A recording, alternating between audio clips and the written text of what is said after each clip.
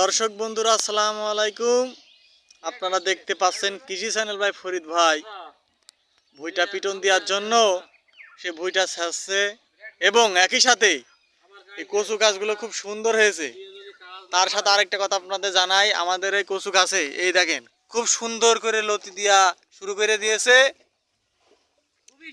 দর্শক বন্ধুরা আপনারা দেখতে পাচ্ছেন এই যে আমাদের কচু ক্ষেতটা আপনারা দেখেন, অনেক বড় ক্ষেত। এই দেখেন দর্শক বন্ধুরা, আমাদের এই যে বাম সাইডে আরেকটা কচু ক্ষেত আছে, ওই যে ওই পাশে, আমরা সেখানে যাচ্ছি না।